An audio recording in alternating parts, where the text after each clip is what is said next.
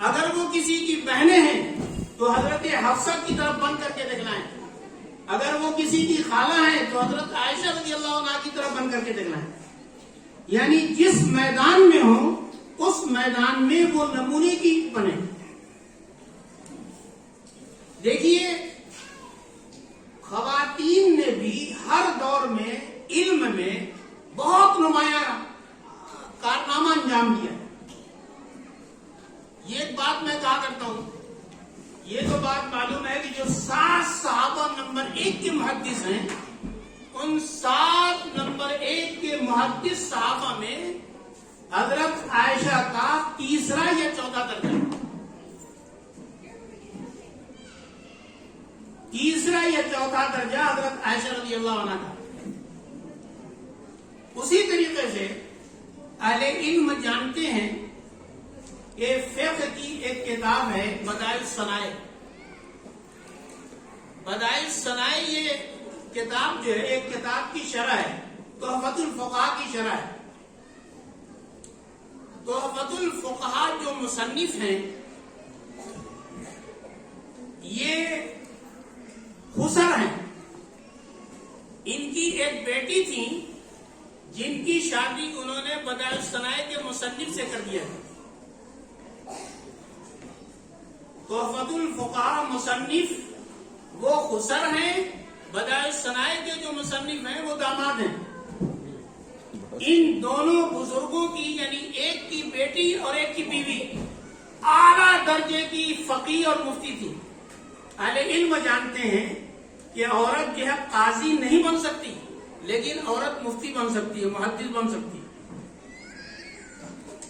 علماء نے لکھا ہے کہ بعض مرتبہ ایک سوال آتا تھا اور اس سوال میں جواب کے طور پر 2 لائن جو ہے 2 سطر لکھا، مثلا تحفۃ الفقہاء کے مصنف نے یعنی خسر نے یعنی باپ نے. کسی ضرورت سے وہ چلے گئے، بقیہ جو ہے بدائع الصنائع کے مصنف نے 2-3 سطر لکھا. اتفاق سے ان کو بھی کوئی ضرورت پیش آ گئی، وہ بھی چلے گئے اور اس جواب کو مکمل کیا بیٹی بیوی نے. ماشاءاللہ ماشاءاللہ. اور خاص بات یہ ہے کہ جواب لکھنے کے بعد یہ تینوں بزرگ جو ہے یہ فرق نہیں کر پاتے تھے کہ کون لائن کس کی لکھی ہوئی ہے. تینوں کی رائٹنگ، تینوں کا اسلوب، تینوں کی معلومات یکساں درجے کی تھی. بہت خوب. تو یہ جو ہے یعنی خواتین نے ایک زمانے میں بڑا اونچا کام کیا ہے.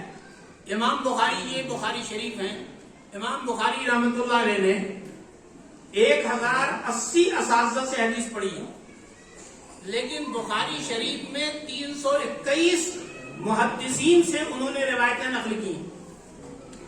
321 میں سے ایک محدث ہیں حضرت مسلم ابن ابراہیم الفراہیدی رحمۃ اللہ علیہ.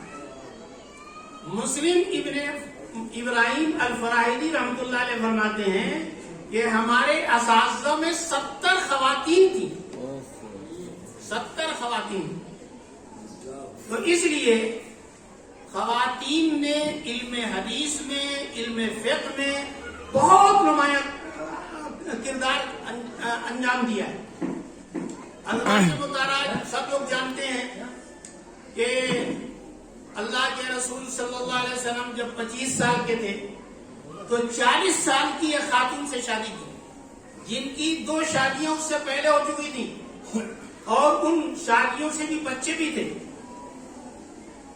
اور 25 سال تک اللہ کے رسول صلی اللہ علیہ وسلم ان کے ساتھ رہے اور کسی عورت سے شادی نہیں کی. اور ان کے انتقال کے بعد ہجرت سے پہلے 2 شادیاں ہوئی اور ہجرت کے بعد متعدد شادیاں ہوئی. یہ تمام شادیاں در حقیقت مختلف مقاصد سے ہوئیں.